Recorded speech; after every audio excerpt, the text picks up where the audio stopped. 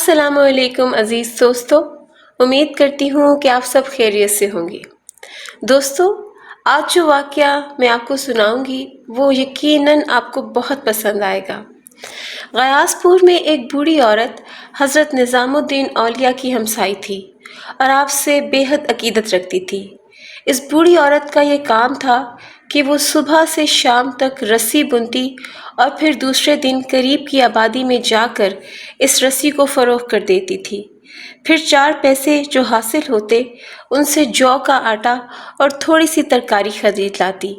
اس کے بعد چند روٹیاں پکا کر حضرت محبوب الہی کی خدمت میں پیش کر دیتی تھی۔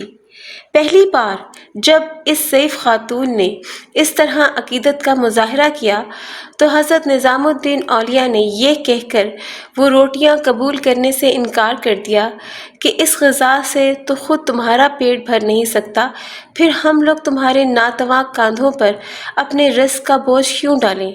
ہم اللہ کے لیے عبادت کر رہے ہیں تو پھر اللہ ہی ہمارا رزق ہمیں عطا کرے گا اور وہی ہمارا کفیل ہے۔ حضرت نظام الدین اولیاء کا جواب سن کر بوڑھی عورت گریہ زاری کرنے لگی کہ مجھے اپنی خدمت سے محروم نہ فرمائیے، میرے نامہ اعمال میں اس کے سوا کچھ بھی نہیں۔ ضعیف خاتون کے لہجے میں اس قدر خلوص اور گداز تھا کہ حضرت نظام الدین اولیاء انکار نہ کر سکے اور جو کی پکی ہوئی روٹیاں قبول فرما لیں۔ اب یہ اتفاق تھا یا قدرت کی مصلحت کہ وہ خاتون کئی دن سے رسیاں تیار کر رہی تھی مگر کوئی خریدار نہیں ملتا تھا۔ حضرت نظام الدین اولیاء اور دوسرے درویشوں کی طرح وہ خاتون خود بھی 4 دن سے بھوکی تھی۔ حضرت نظام الدین اولیاء سے عقیدت کا یہ حال تھا کہ وہ اپنی تکلیف کو بھول گئی تھی اور ہمہ وقت اس فکر میں رہتی تھی کہ رازق دو عالم کسی طرح سے چند روٹیوں کا انتظام کر دے اور ان روٹیوں سے روزہ کشائی کر لے۔ بالآخر 5 دن کسی شخص نے ان خاتون سے ایک رسی خرید لی تو وہ بہت خوش ہوئی کہ آج فاقہ کشی کا تسلسل ٹوٹ جائے گا۔ رسی فروخت کرنے کے بعد جو رقم حاصل ہوئی وہ محض اتنی تھی کہ اس سے 1 سیر جو کا آٹا خریدا جا سکتا تھا۔ خاتون نے یہی کیا۔ جب عصر کا وقت آیا تو انہوں نے وہی سیر بھر آٹا حضرت محبوب الہی کی خدمت میں پیش کر دیا۔ حضرت نظام الدین اولیاء کچھ دیر سوچتے رہے، پھر مولانا کمال الدین یعقوب کو حکم دیتے ہوئے فرمایا، یہ نظر خلوص ہے، اسے قبول کرو اور آٹے کو دیگ میں ڈال کر پکنے کے لیے رکھ دو۔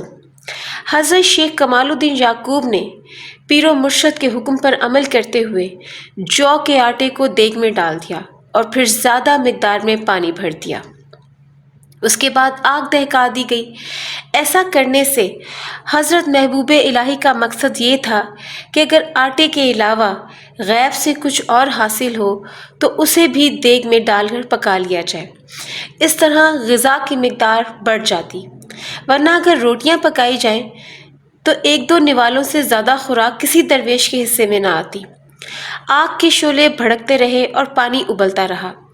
اسی اثنا میں ایک فقیر کہیں سے گھومتا ہوا آیا اور نعرہ زری کرنے لگا کہ اگر کسی کے پاس کچھ ہے تو فقیر کے سامنے پیش کرے، آج فقیر بہت بھوکا ہے، جلدی کرو اور اس کی بھوک مٹا دو۔ درویش نعرہ زنی کرتے ہوئے کمال الدین یعقوب کے پاس آیا۔ مولانا اس دیگ کے پاس بیٹھے ہوئے تھے۔ نزدیک آ کر درویش نے پھر صدا لگائی، اگر کچھ ہے تو کھانے کو دے، دیگ کو بند کیوں کر رکھا ہے، اس کا منہ کھول دو۔ حضرت مولانا کمال الدین یعقوب نے اس فقیر کو دیکھا۔ درویش کا لباس دریدہ بھی تھا اور میلا بھی، اس کی داڑھی بے ترتیب تھی، وہ اپنی ظاہری حالت سے کوئی مجذوب معلوم ہوتا تھا۔ مولانا کمال الدین یعقوب جس منزل کے مسافر تھے وہاں کسی انتشار اور جذب و مستی کو دخل نہیں تھا۔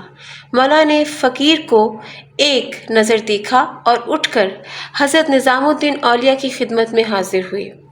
حضرت محبوب الہی اس وقت کچھ پڑھ رہے تھے۔ مولانا کمال الدین یعقوب کو اپنے سامنے دست بستہ کھڑے دیکھ کر آپ نے ان سے آنے کا سبب دریافت کیا۔ ایک مرد درویش بہت بھوکا ہے، مولانا کمال الدین یعقوب نے عرض کیا، اندازہ ہوتا ہے کہ وہ کچھ کھائے پیے بغیر نہیں جائے گا مولانا، آپ کو اس میں کیا اعتراض ہے؟ حضرت نظام الدین اولیاء نے ایک عارفانہ تبسم کے ساتھ فرمایا، اس میں تو وہ درویش بھی حصہ شناس ہے، ہم تو محض منتظم ہیں، مخلوق خدا کو کھلانے ہی کے لیے بیٹھے ہیں۔ ان درویش سے بھی کہہ دو کہ ابھی کھانا پک رہا ہے، جیسے ہی تیار ہوگا سب سے پہلے انہی کی خدمت میں پیش کیا جائے گا۔ پیر و مرشد کا حکم سن کر مولانا کمال الدین یعقوب واپس تشریف لے گئے اور اجنبی درویش کے سامنے حضرت محبوب الہی کے الفاظ دہرا دیے۔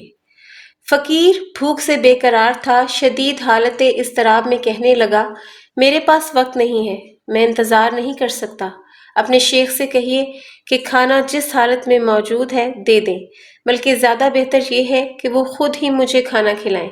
یہ کہہ کر فقیر وہاں سے ہٹا اور کچھ فاصلے پر جا کر بیٹھ گیا۔ مولانا کمال الدین کچھ دیر تک حیرت و سکوت کے عالم میں اس فقیر کو دیکھ رہے، پھر جھجکتے ہوئے دوبارہ پیر و مرشد کی خدمت میں حاضر ہوئے اور درویش کی خواہش منو عین بیان کر دی۔ وہ لمحات بڑے عجیب تھے جب مولانا کمال الدین یعقوب نے حضرت نظام الدین اولیاء کو اپنی نشست سے اٹھتے ہوئے دیکھا۔ حضرت شیخ نہایت جذب و شوق کے عالم میں فرما رہے تھے، میزبان کے لیے مہمان کی تواضع فرض ہے، مگر اس سے بھی بڑھ کر فرض یہ ہے کہ مہمان جس طرح سے خوش ہو اسے خوش کیا جائے۔ یہ کہہ کر حضرت تشریف لے گئے۔ وہ فقیر کھانے کے انتظار میں بیٹھا تھا اور سامنے دیگ پک رہی تھی جس میں سیر بھر جو کے علاوہ اور کوئی دوسری جنس خوردنی شامل نہیں تھی۔ حضرت نظام الدین اولیاء کو دیکھ کر وہ درویش کھڑا ہوا اور مسکرانے لگا، شیخ اللہ تمہیں خوش رکھے، آج بہت بھوک لگی ہے اس لیے تمہارے دروازے پر چلے آئے، اب تم اپنے ہاتھ سے اس فقیر کو کچھ کھلاؤ۔ حضرت نظام الدین اولیاء نے دیگ کے قریب جا کر دیکھا، پانی اس طرح ابل رہا تھا کہ اگر اس کا ایک قطرہ بھی انسانی جسم پر گر جاتا تو کھال جھلس کر رہ جاتی۔ اس صورتحال کے پیش نظر حضرت نے فرمایا، آپ نے مجھ فقیر کو میزبانی کی سعادت بخشی، مگر کھانا ابھی گرم ہے، تھوڑا سا انتظار کر لیں۔ شیخ اب انتظار نہیں، درویش بہت زیادہ مضطرب نظر آ رہا تھا۔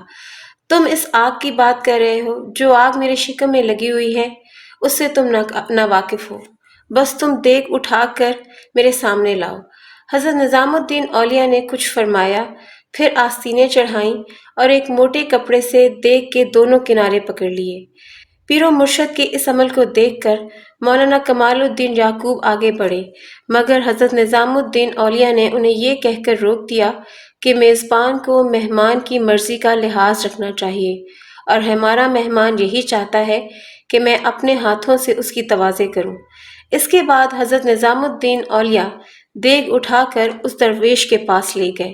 مولانا کمال الدین یعقوب کو فقیر کی یہ ادا سخت ناگوار گزر رہی تھی کہ اس نے اپنی جگہ سے حرکت تک نہ کی اور اس طرح بیٹھا رہا جیسے خانقاہ کے لوگ اس کے خدمت گار ہوں۔